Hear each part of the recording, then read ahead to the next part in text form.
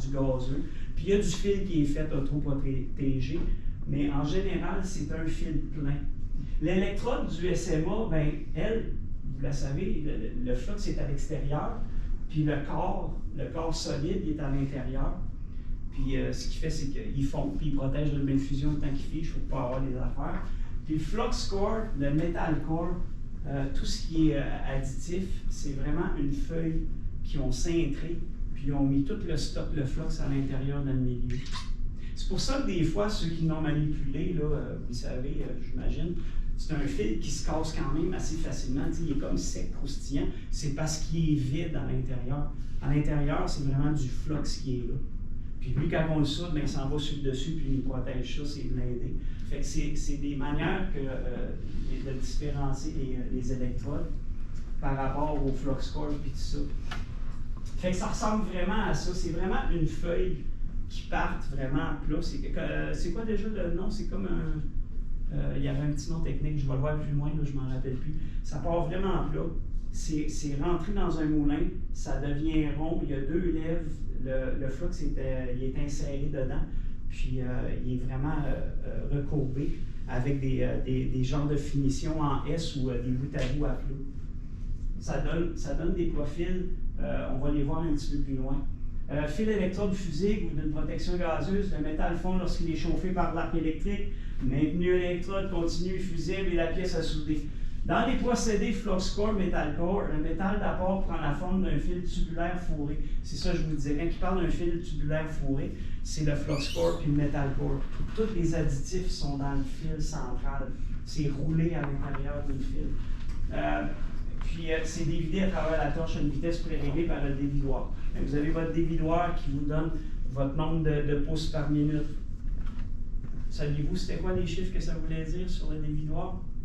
Souvent, vous avez votre voltage, puis vous avez votre vitesse de fil. Votre voltage, c'est votre puissance au niveau d'électricité.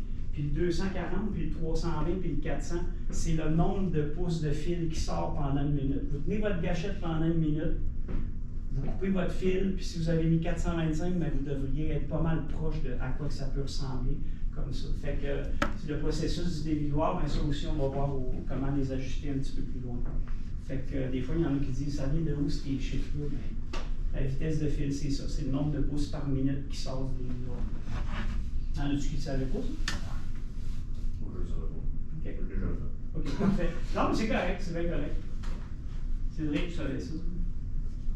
T'es-tu sérieux? Ouais. Ah oui? OK, parfait. Ben c'est bon, regardez. On va en apprendre des affaires ensemble en ce moment. Ça va pour ça, la partie qui est comme ça. Attendez un petit peu. Et voilà. Le FCA avec la protection gazeuse. Vous voyez ici le sens d'avancement. Hein? C'est vraiment un angle de... Vous partez de 0 degré, vous le mettez entre 15 et 20 degrés. Là. Ça dépend des gens. Okay? Puis vous le tirez. Puis c'est comme ça que vous allez avoir la plus grande pénétration. On va pouvoir voir des images comparatives un petit peu plus loin. Là. Mais vous allez voir, c'est vraiment la manière la plus efficace pour avoir une bonne pénétration. C'est tout simplement, dans le bon, vous avez votre métal de base, vous avez votre métal en fusion. L'arc électrique, ben, c'est lui qui fait fondre notre fil puis qui projette la goutte dedans.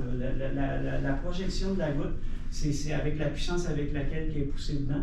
Mais c'est ça qui va faire creuser notre bain de fusion puis avoir une plus grande pénétration. Vous avez votre fil qui est électrique ici, vous avez votre contact type qui est là. Vous avez la buse qui nous garde toute la protection gazeuse pour faire solidifier le flux, se protéger pour l'oxygène. Voilà. Vous avez votre buse, votre torche. Sans avancement, on y va comme ça. Ça, c'est la partie anglophone. Procédé avec fil fourré autoprotégé se distingue du précédent par l'absence de gaz de protection. L'absence de gaz de protection, là, vous allez l'utiliser si vous allez à l'extérieur. Parce qu'à l'extérieur, avec une protection gazeuse, là, le flux core est sensible à une porte ouverte l'été, même si vous êtes à l'intérieur, s'il y a un courant d'air, vous poignez dedans, à un moment donné, vous soudez, ça fait des ballons dans le métal, mais c'est parce que le courant d'air était plus fort que l'apport de gaz, puis ça a contaminé le métal. Fait que ce qu'ils ont fait, c'est qu'ils ont fait des fils qui sont autoprotégés. Il y a beau vanter ou quoi que ce soit, vous allez être capable de souder, mais par contre, le flux il est très dur à enlever, puis ça donne une qualité de soudure qui est moyenne. Vous n'allez pas avoir de quoi là, qui est sacoche avec un fil autoprotégé, parce que vous ne pouvez pas avoir la perfection d'avoir l'absence d'atmosphère puis tout ça. Fait que ça fait vraiment un fini qui est très rugueux, puis ça fait comme un genre de laitier dessus, oui. Tu peux-tu combiner les deux? Pardon? Peux-tu combiner les deux? Je crois que oui, mais il faut vraiment que tu nettoies le premier si jamais tu commences avec Non, mais un fil pas de autoprotégé. fil autoprotégé. Oui. Tu mets du gaz. Oui, je pense pas que ça va avoir une instance en tête parce que lui, il est conçu pour ne pas l'avoir. Est-ce qu'il va s'améliorer? C'est une bonne question, Luigi. Peux-tu en même temps? Un gaz. Un fil fourré avec une gaz protégée, qu'est-ce que ça peut faire? Un fil autoprotégé avec du gaz, Ouais. ça va faire de la cochonnerie. Oui, hein, un n'est pas fait pour aller avec l'autre. Non, c'est vraiment deux choses distinctes. Oui, Même si le gaz est inerte.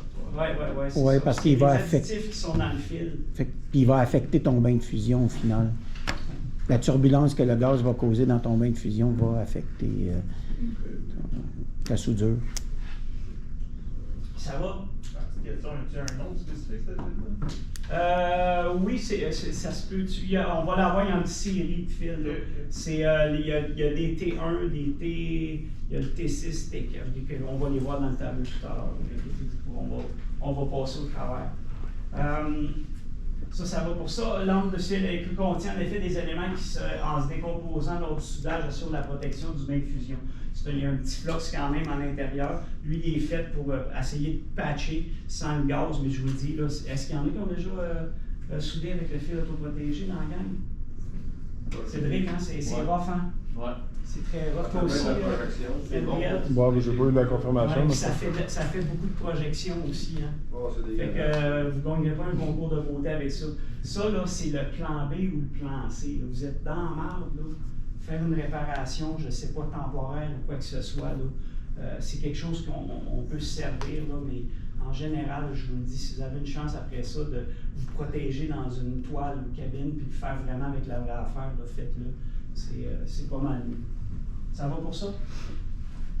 Les fils d'électrode contiennent une quantité importante de produits désoxydants comme l'aluminium. Ça diminue en revanche la qualité de la soudure. Ça veut dire que dans les fils, dans les alliages, il y a du molybdène qui est mis là-dedans. Il y a du manganèse, il y a de l'aluminium. Ce que ça fait, là, ça aide à nettoyer le métal, puis à l'enrichir avec des alliages qui vont faire qu'il va avoir des meilleures propriétés mécaniques. Il y en a qui vont être faites pour souder dans le métal qui est plus sale. Il y en a qui est fait pour souder sur des joints séparés comme pour la haute pression. Il y en a qui sont faites pour le tuyau. Ils ont tous différents alliages pour les spécifiques quelconques. Les désoxydants, c'est vraiment pour purifier le plus le métal, pour le mettre le meilleur dans les composantes mécaniques, la dureté, la résilience, puis tout ça, selon les besoins. Ça diminue en revanche la qualité de la soudure. Fait que si vous avez un gros taux d'aluminium dans votre fil fourré, je ne sais plus c'est quel le numéro, on va voir, inquiétez-vous pas plus tard, bien ça se peut que la soudure soit un petit peu bizarre par rapport à ce qu'elle devrait être avec en revanche le molybdène ou quelque chose comme ça. Ça va? Le fil autoprotégé, bien, c'est pas compliqué. La seule différence, c'est qu'il n'y a pas grand-chose de différent, c'est vraiment au niveau de la buse. Quand vous travaillez avec un apport gazeux, c'est vraiment une buse vide où est-ce que le gaz est concentré dedans. Le fil autoprotégé, lui, là, ce qu'il y a, c'est que c'est juste un tube isolant qui va être le plus proche possible du contact type. C'est pour contrôler l'arc, pour que l'arc reste quand même avec une forme adéquate pour faire fondre le fil. Fait que c'est vraiment au niveau du bout, vous allez voir que c'est un fil. Le contact type, on le voit pratiquement tout le temps quand c'est un fil autoprotégé. Tandis que quand c'est un fil avec protection gazeuse, bien, votre contact type, il va être vraiment à l'intérieur de votre buse. OK? Fait que vous avez déjà des bons indices. Vous avez vraiment regardé le tube contact, le fil, protection de l'arc. Quand ça fond, bien, c'est un petit flux avec les apports de laitier à l'intérieur de votre électrode, puis ça flotte sur le dessus. Mais c'est très, très dur à enlever. Puis même quand c'est enlevé, le fini n'est pas très très beau. C'est comme un plan B aussi dans des cas comme ça. Ça va pour ça? À date, ça va pas bien? Oui. Ok, parfait. Vous avez ici Weld.com. Je l'ai essayé, il fonctionne. Je vais essayer de voir si on est capable de voir.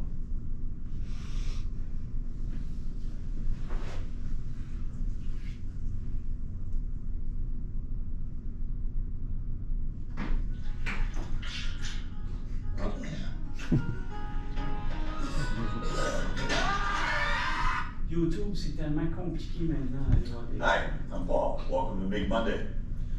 The topic today is what the differences are in some of the self-shielded wires. Basically, a self-shielded wire and a flux-cored wire that's gas-shielded. In fact, we've even had questions of, can I use gas with my Va self-shielded nous wire? faire une And démonstration of course, en the answer is protection can, but gazeuse, good. puis We want fil to discuss a little autoprotégé. bit of what's the reason for the existence of a gas-shielded cored wire? And kind of in a nutshell, what we're gonna do is we're gonna weld with some, and you No, can we'll watch us set them make on a weld fire. with that. Pay attention to the smoke level, the spatter level, the ease of slag removal, and things like that. Because the gas-shielded cored wire has a big advantage over the self-shielded wire in those respects. The self-shielded wire, of course, it has many advantages as well on its own because of the fact it's more portable. You don't have to haul a gas bottle around from the weld outside. You don't have to worry about air. Est-ce que vous currents, comprenez air à peu près tous l'anglais? Est-ce que ça there va are pour pros ça? and cons of both, but I guess the thing to really kind of bear in mind is that the cored wire that's gas shielded is mostly intended, that's more of an industrial usage wire. Basically, the core material